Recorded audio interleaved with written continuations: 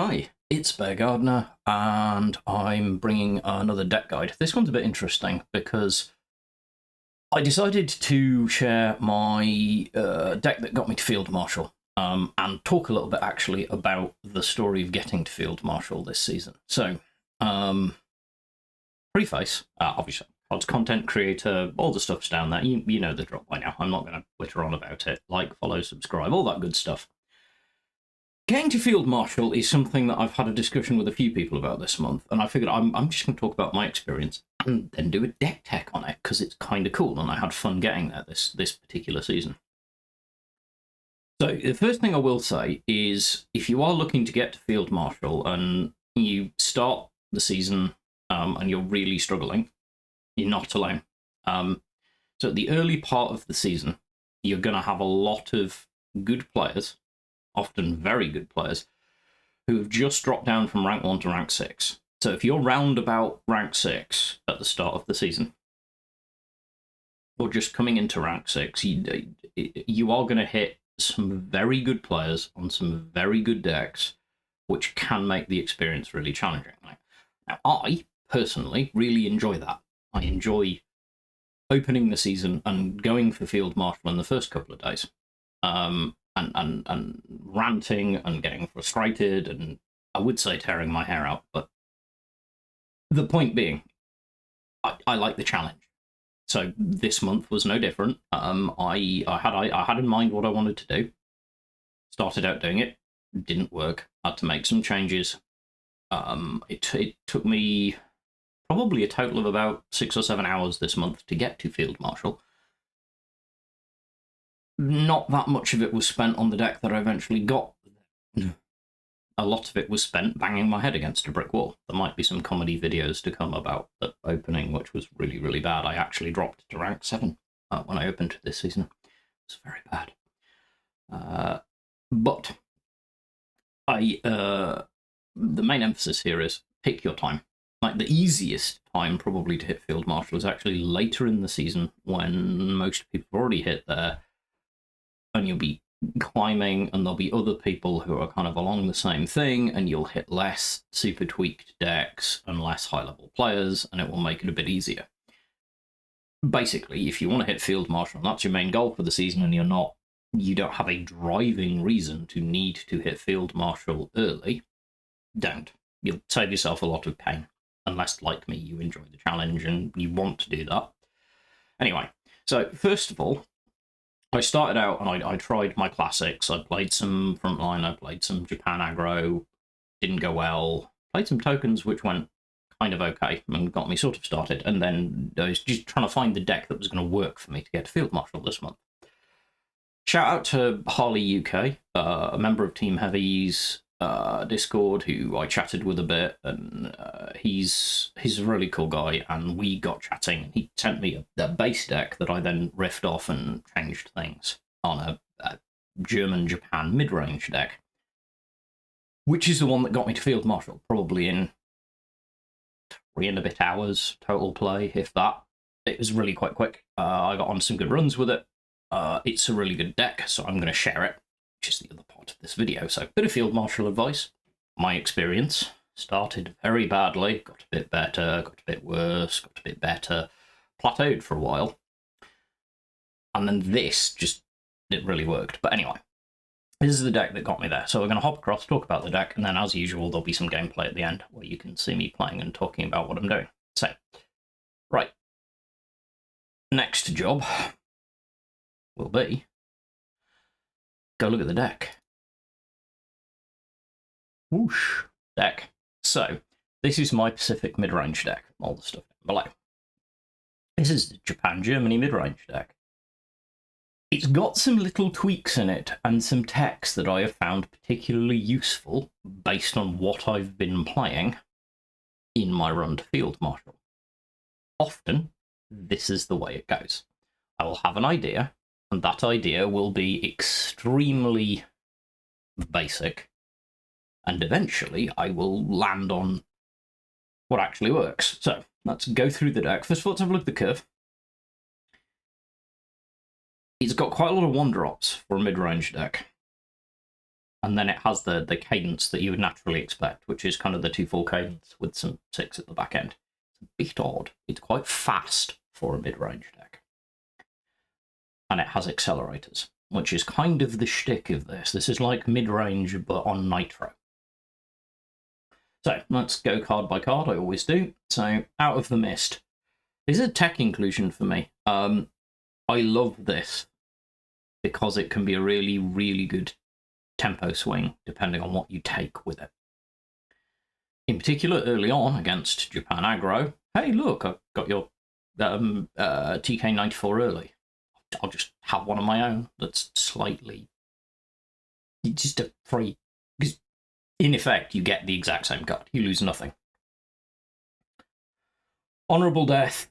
This is just straight removal, particularly for guards. Most of them have attack 3 or less. Obviously, it's very good against the Glamour Boys, which we're going to see a lot of. Burst of Fire, one of. This is a very potent finisher for us. It can give us a good front-loaded damage, but mostly we use this to finish. Put on one of the fighters that we have, whether that be a Comet, a Focke-Wulf, or even one of the Jagd Bomber, if we've dropped it, it can be very, very powerful. NACHSCHUB. This is a huge engine for us. Big card, always happy to see this early. This card is value on a stick because we are going to be doing some trading. And if we can value trade, which is to say we trade into a unit but we don't die, and we get 2 credits, it's incredible. I've talked before about the power of the 0-4 smoke screen set. It fits into that. 33rd Recon. This is just a great one drop. If it's not our ideal one drop because it doesn't get us into the front line and it's not very aggressive, but it's so good because, especially against supply shortage, it's basically a body and then 2 free cards. And obviously, we see a lot of that. GEBIRGS-PIONIER. This is another acceleration engine. Now, I'm often very cautious about this card because this card, for me, is the definition of confirmation bias. You include it because you think it's going to make your deck better because it's going to get you more credits. And then you keep playing it and keep playing it until someone actually comes and does the maths and explains to you that it's not actually necessary. There are lots of decks in which this isn't necessary. In my opinion, this isn't one of them. As a straight one drop, on turn 1, especially against someone like Britain or a slow deck, the value of being able to then turn 2 play any number of things, but the big one is 64 Panzergrenadier and push it forward.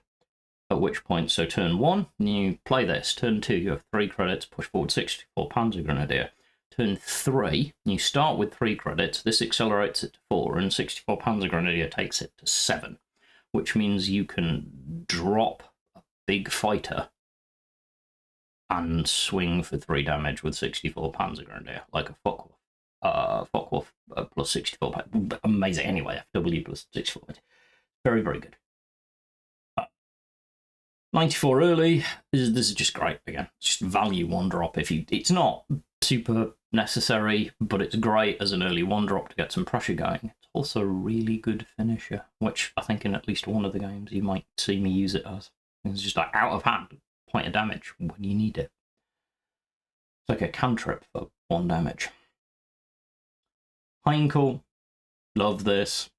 One of Germany's best elites, in my opinion. Massively used, hugely underrated by a lot of newer players because they look at it and go, but it's a 1-2 blitz bomber. Spoils of War is so good. I cannot emphasize how powerful tutor, which is to say choosing cards, is. This is not just draw. This is draw 3 cards. Pick the one you want, put 2 down. The 2 that you put down can also be like, I found a card that I'm never going to use in this matchup, for whatever reason.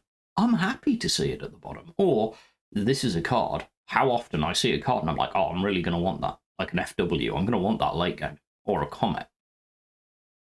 I might want that late game for a little bit of finish. Absolutely. The power of tutoring value is huge. HEINKEL, very underrated. 35T, I'm not going to talk about this too much. By now everyone knows this is one of the best cards in the game. Flat for value. It just is. It's incredible.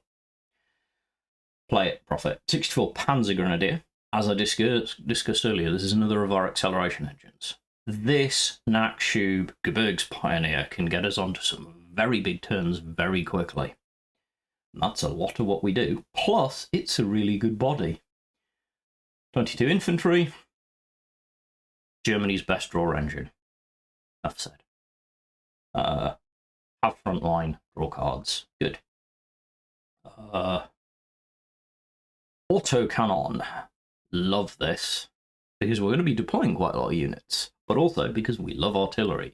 3 damage artillery for 1 is not to be sniffed at. It's very good for removing a lot of annoying things.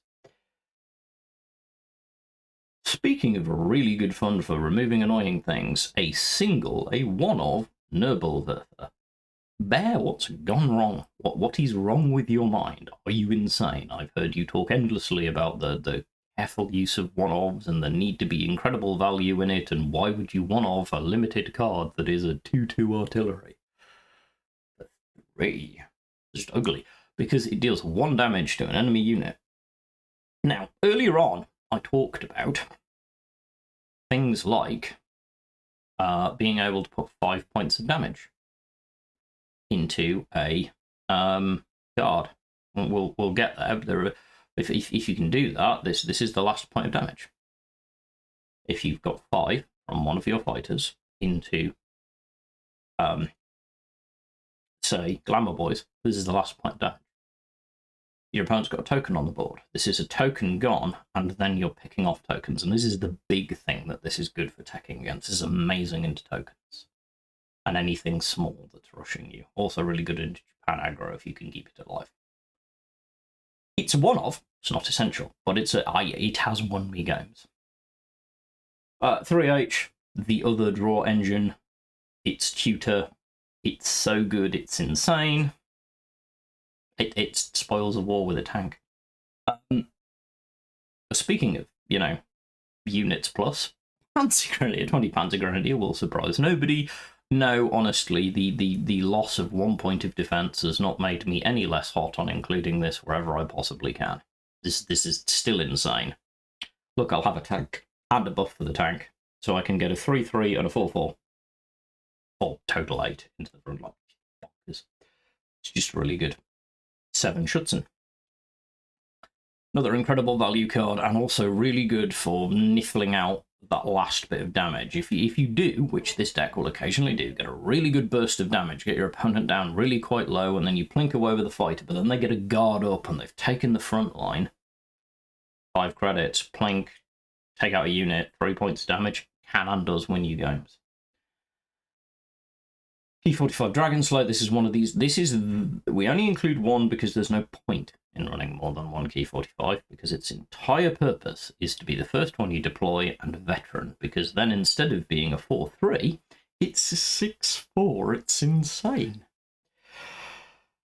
This card is what we ideally want to see when we have 4 credits. This is a great 4 credit play, because this is hard to answer for a lot of decks. Speaking of hard to answer for a lot of decks, this is our alternative, the ZERSTÖRER. I love this card. I think it's underrated. I think it's underused. I don't include a lot of them. I only include 1 because I just want a second backup for good 4 drops, because 4 drops is magic for us. The reason being, when you think about the way that our tempo acceleration works, we can quite often turn 3 credit turn into 4 credit turn with GEBIRGS-PIONIER, and that's where we can get a big jump, like get a turn ahead of ourselves. Or we can turn it into a 7 credit turn because we've got GEBIRGS-PIONIER and then the acceleration from 64 PANZERGRENADIER, which lets us get this in a 3 drop, and we'll go back to that in a bit. The acceleration is very valuable here. Jagdbomber. This is good tech against most really annoying ground units and all guards that aren't Glamour Boys. Obviously, we don't want to bounce Glamour Boys unless by bouncing Glamour Boys we get the kill. We never want to bounce Glamour Boys unless we're ending it. But it's a 5/4 bomber with 5/4 fighter rather with bounce. It's just good. Great card, great include. Admiral Hipper. Love this card for the same reason. It's another bounce. It's another back to your hand. Lose a credit slot. Don't draw a card. This just gives us the no. You're getting too much momentum. You might push us back. This is often worth playing to just go no. I don't mind losing most of my turn to make you lose basically all of your next one. Really strong. Goshikisen. Now this is a me thing, stolen from, shamelessly, from the brilliant J-King. So J-King included this in OCC, and his tech reasoning was brilliant. This is the perfect answer to Brit Ramp. This is the card Brit Ramp does not want to see. Because this card says, Glamour Boys, no. It is 6 damage, 4 health, but it's immune to damage on your turn. So, point 1, it trades perfectly with Glamour Boys, except it's immune to damage on your turn, so you get to hit it, take no damage, and kill the Glamour Boy. Second, supply shortage triggers on your turn. At the start of your turn, the unit takes damage. Goshikisen doesn't care. You can stack all the supply shortage you want onto it, and it'll keep killing your Glamour Boys. I run 2 of these. I have not regretted it for a minute, because even without that, just being able to kill 6 defense of a thing every turn for 2 credits until your opponent deals with it is amazing value. This card is going to be seen a lot more, because it's really strong. Comet is just strong. Always been strong, always going to be strong. 6 cost, plink 4 damage back. It's just amazing. It's a great card, especially with Burst of Fire. FW190A, I've gone on about this card before. I personally really value this card. I think it's really great. I think 6 cost for card draw and a 5/5 fighter, even with 2 op cost, is amazing. Absolutely happy to have it. Really good late game card. And finally, I run Annihilation. Just 1. Because occasionally going, I just don't want that. It can go. Whatever that big thing that you just ramped up to dropping is. No. Plus, card discard. So on the whole, again, if we go back to looking at this, you can see that we have a plan here. What we want to do is be able to leverage what should be turns 3 and 4, which for us can be credits. Yeah, well, so like turn 3 can be credit 7 for us, because 3 credits plus 1 for GEBIRGS-PIONIER, and then the proc from 64 if we get the perfect opening, gives us 7 credits on turn 4. Sorry, on turn 3. 7 credits on turn 3. I'm going to say that again. 7 credits. So it's like turn 4 and turn 3 combined together. Unbelievably strong. And we have things in this deck that are designed to take advantage of that. Imagine, if you will, that you are an opponent and turn 3 wraps around and we go, drop an autocannon. I mean, that's a good turn 3. And then we deploy a Dragon Slayer on turn 3 after an autocannon. The weight that you can get from that acceleration is huge. Credit cheat and credit acceleration is big in the meta in general right now. This deck really digs into it. All about pushing that pace, getting the advantage, and winning off of that advantage. I heartily recommend you try it. I know there are other variants out there. This one has been unbelievably strong for me on ladder. It's great fun to play. It's got just enough tactical nuance for me where I'm thinking carefully about my decisions, which many of you will know I love. Give it a go. Let me know how you get on with it. All that good stuff. And we're back. But genuinely, give it a go. See how you get on with it. Let me know how you get on with it. Gameplay coming shortly with some commentary for me on me playing this deck and earlier variants of it. If you see some weird card variants in it, don't worry. It's because the earlier deck changed. Like, this had Sudden Strike in it for a while. Didn't like it. Put Out of the Mist in instead. I found I got more value out of it. It's not to say Sudden Strike isn't a valid include. It absolutely is. But this version is the version that I've settled on as being, I think, the most carefully fitted to ladder right now. Anyway, give it a try, see what you think, enjoy the stuff. Hopefully you enjoyed the video. I will send you over to past me with game commentary. And future me will see you with the next video. Meantime, just be good humans. Once again, we're going to be looking at what we're about to get.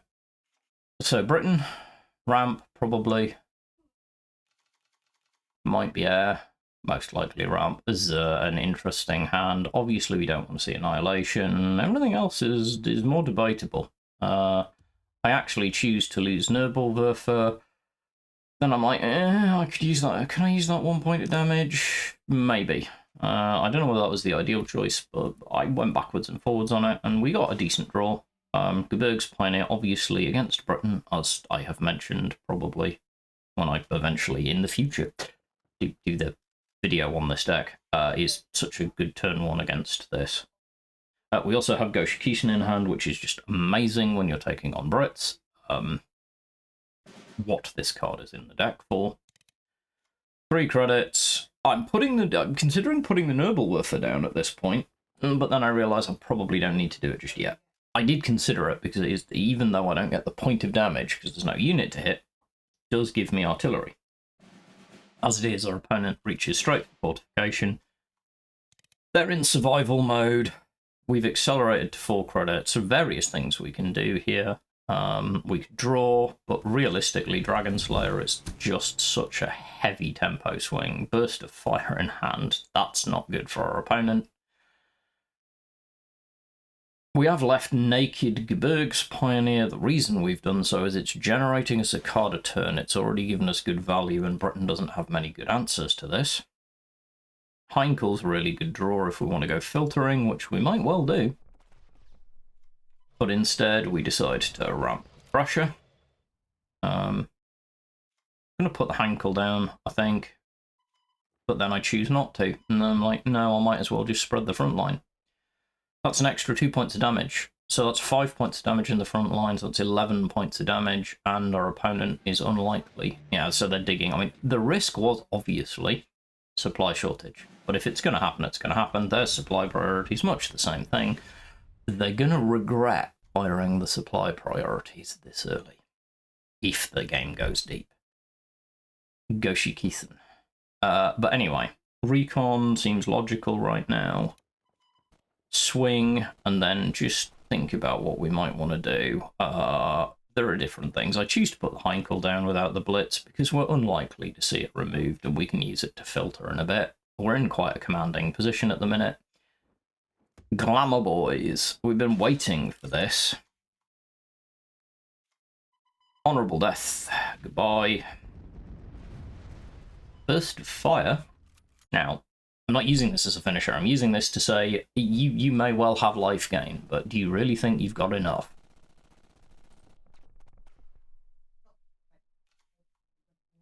Obviously, another Glamour boys is exactly what we're expecting right now. 100%. They don't have it. They go for the random ASW patrol, they don't get the unit they want, and they surrender. Totally understandable, it's just game. Potent, efficient, just horrendous to play against when you're in a position where you can do nothing. Back in. What's next? So we've got US, thinking frontline, in all likelihood. Bad hand. All far too slow if this is frontline. So it's pitch and see if we can just get another swing. This is good. We have NACHSCHUB, we have Recon, we have 22. We don't have a lot of early presence, like frontline presence. So we're ready at this point. We are thinking, or at least I'm thinking, this could be a slugging match. Depending on what our opponent's got, this could get very long. So we could expect this one to go long. because we don't have early acceleration. So we're going to play with that in mind. NACHSCHUB will give us long-term value. We have NEBELWERFER, we have Recon, and eventually we have SCHÜTZEN. We are really hoping to draw into some better tools, though, because right now, this isn't amazing. We'd love to see a 35T. Give us some early pressure. 94 early would be fine if a bit fragile. Really, we just need to see some bodies moving forward or some credit acceleration. But sometimes you've got to play the hand you've got, and you just clear your head and you look at this and you go, yes, it's not ideal, but if this is a slugging match, we know this deck can go deep. This deck can go long. It is designed to. We do not always have to win quickly.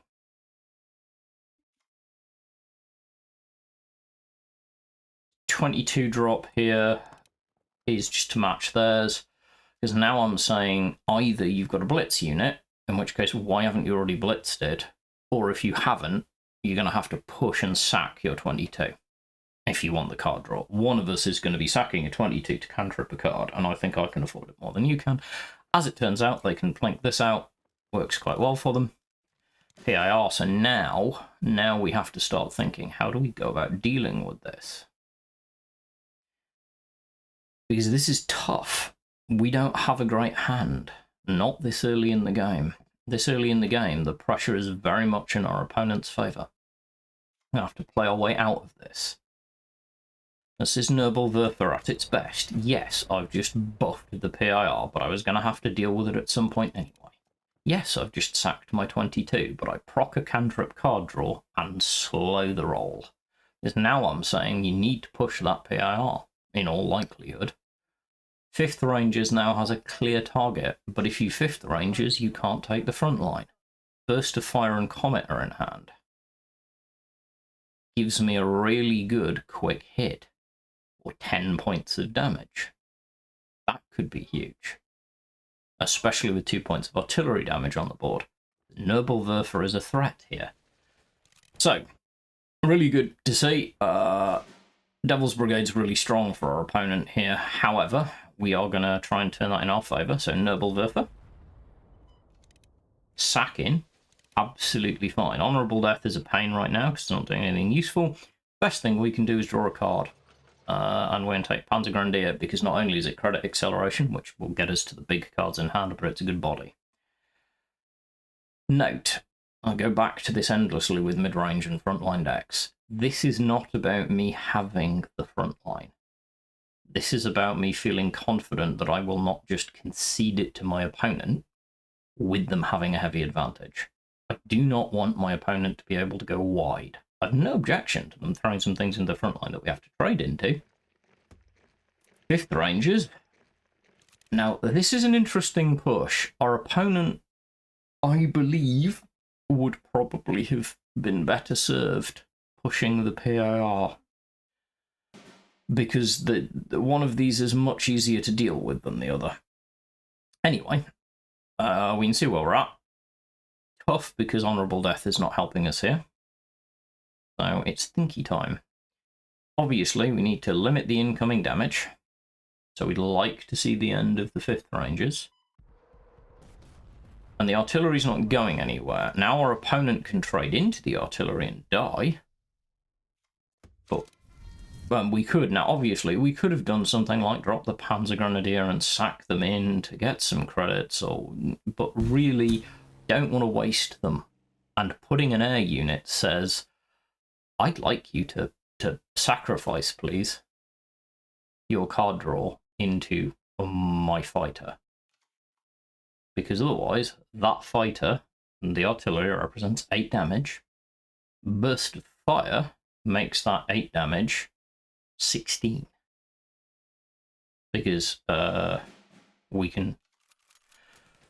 Opponent goes for the big swing, trying to be survivable. So now we're thinking, right, we've got HIPA. HIPA's amazing here because HIPA lets us reset something like the PIR or the thing. But first of all, we're thinking, let's bloody our opponent's nose and make them feel like they actually have to rush. Now, there is an argument here as to why am I doing this and not saving it for lethal. What I want to do here is because of the way my opponent is playing, and this is a psychology thing, my opponent has the PIR on the back line and is very reticent, committed to the front line. That tells me my opponent doesn't like being under pressure and taking risks. What I want to do is I want to turn the screws. I want to actually put the pressure on my opponent and say, no, you can't hang around forever. I'm putting you on a clock here. Yes, you can remove this fighter. You absolutely can, but I just got maximum value out of it. You could have removed it last turn, but you chose to remove the artillery with survivability, and you paid a heavy price for doing so. Again, our opponent's not pushing PIRs, going to go blitzkrieg, and it's just going to hit hard. On paper, this looks really strong. It really does. Now we're going to see some really interesting notes on the power of some of the cards in this deck. Because we are going to look at this and go, wow, this looks really bad, except actually it doesn't. Think about the Panzer to draw into a thing, but then I see a better line. I'm going to remove this. I sacrifice a really good unit here. However, 8 damage gone. You want the PIR, you're going to have to reset it. You have 9 health. I have 11. And you have a very full hand. So it's risky, but I don't think you got it. I don't think you have it. So PIR comes straight back out. Clearly our opponent really likes this. Panzergrenadier is good, but not fast enough because you don't have the credits to take advantage of it. We have answers to this. So now we just think, how do we want to do this? How do we want to keep this under control? The 5-3 Panzergrenadier is a problem. No way around that. But, is it the end of the world? Probably not. PIR, so we can't, the PIR can't high roll us out. Then we can put a threat on the board. We can comet. We can say, now this is a weird comet play. I know people are looking at this going, but why do that? Because I'm holding Goshikisen and an FW-190 in hand. I have a Panzer 3H for draw. That comet is not that valuable. The damage that my opponent could do with that 5th Rangers and a Blitzkrieg is M10. They'll silence the artillery, but that's probably not enough for them. So they push forward. So the artillery is in a good position here. So now we're into the end game. We see what their plan is, that they're going to roll hard. So we have to win, and quickly. Draw.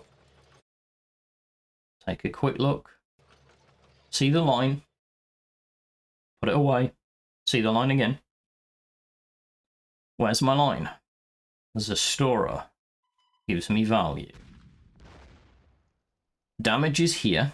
I have a 1-point trade out. So now the most damage you can do is 4. Push up. Weird play, but it says no, you can't have that 4-3 damage. I believe I can get the win. I have 5 damage on board, which I'll use, and then I just need to find 3. So, Panzergrenadier, amazing top deck right now, because now we can start clearing. Quick calculation. Stop myself. Did I calculate this right? Do I need to play the tank now, or can I play this out and then see how many credits I've got left and the best way to use them? As it turns out, I can. Push the tank, buff the tank, push the other tank, be happy. Buff the tank, push the other tank, do 5 damage to HQ. Now our opponent must board clear or die. No middle ground, no way back. Only option is board clear or lose. Going hard. Totally understandable. Our opponent's going to roll super hard for this. They can trade out the Sherman. The Devil's Brigade's great for them right now because the Sherman goes into it, but it's just not enough. because there's a 3-point artillery. Game done. Interestingly, this was the game that took me to Field Marshal, I think, but ultimately, good game. Good example of this deck going long rather than just getting a fast win. Into another game. This time we see Soviets, so we might immediately be thinking tokens. Craft our hand appropriately. NACHSCHUB is really, really good to have in hand here. If this does turn out to be tokens, NACHSCHUB is just incredibly potent.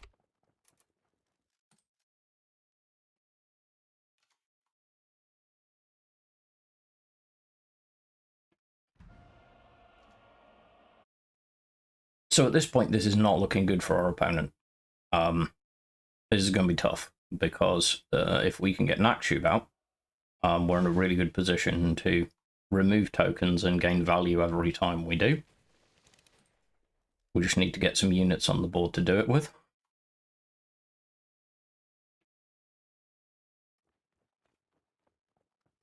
We know our opponent's going to do this, in their nature to do so. So, I'm not clearing a token with the 15th in this case, because I do have the 64, which is a decent body to clear the tokens. Now, if they are able to buff the tokens to 2/3s, this is actually a less ideal choice. Given the option again, honestly, I would probably have sacked the 15th to remove one of the tokens. This is part of the reason why. We now need to find a way around this, which is not great. Them sacking a token into us, however, tells me they probably don't have a lot of acceleration in hand, so that could be good for us. SCHÜTZEN's a good draw. Gives us a big body in the front line. Should be able to trade well. Put the 3 damage on to make them have to choose. I've got nothing better to do, and we might as well start whittling it down. So they're going to spawn another light infantry, which is fine. We will want to clear that, but our big play right now is we're hoping to be able to take out the 503rd with the SCHÜTZEN. Heroes of the Soviet Union, fairly odd include for me in a tokens deck. There's no need for a random card in a tokens deck, but not here to comment on my opponent's deck choices, just to do a job. As a consideration, though, because it does tell me my opponent might have a slightly variant collection, so that's cleared the guard, 3 damage to HQ. Dragon Slayer is pure pressure here, and we know that we're going to proc the draw at the end of the turn, which gets us PANZERGRENADIER, which is a great draw. We're always happy to see PANZERGRENADIER, it's a really strong card. Opponent's going to have to start trading out. Burning the Cossacks here. I am more than happy that they trade out their buffed light infantry and their elite Cossacks, just to remove 1 line of engagement. Very predictable with 2 in hand. So now we're just looking at this and thinking, what do we do? We have the advantage, though, that we have air. So this is fine. We don't mind trading out units here. PANZERGRENADIER is going to give us the option to trade without losing. At this point, we have to think. I'm swinging aggressively. If I wasn't happy with what's in my hand, there's a good argument for pushing the 22. By the way, Baronovici is never a good thing to see. I'm going to want to remove that basically immediately, or find a way to get lethal. Thankfully, we have options. So we want to get rid very quickly, and do. Got the air, and it's good game because we have the 94.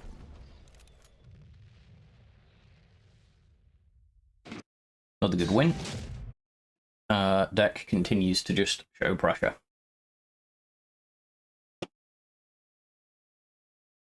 Okay, usual deal. Big question is, what do we have? We've got Germany, so we've got interesting options here. Could be mirror. Could be various other. Could be a GUS ramp. There are quite a few. Could be a control deck, obviously, as a possibility. Generally, we assume it's probably going to be mid-range, but we don't know. I'm happy with the hand. I pitch one, and we have obviously a couple of one drops, and then 64 PANZERGRENADIER, which I'm always happy to see in this deck. This just gives us presence and also lets us bypass any potential countermeasures. NACHSCHUB coming down, so it's probably straight mirror. That's okay. We're going first, which kind of helps. It's a bit of an odd deployment here, but I don't want to lose out on the possibility of getting the value of this Panzergren as a body in case our opponent pushed like a small tank or something forward and ended up with just a little bit of effect. They don't in the end, which is fine. So now we're in a great position. So we've got a really solid front line, and all they've got is an engine and nothing to feed it. So this is actually one of those board states that's worth being aware of in this deck. This is a very strong board state.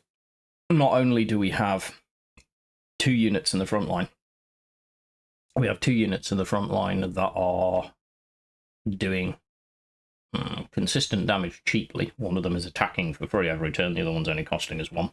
One of them is about to upgrade and gives a credit boost, and we've got a draw engine up, and our opponent has nothing to answer right now, so they're going to need to find an answer. So now this is where we learn that it's Germany, Britain.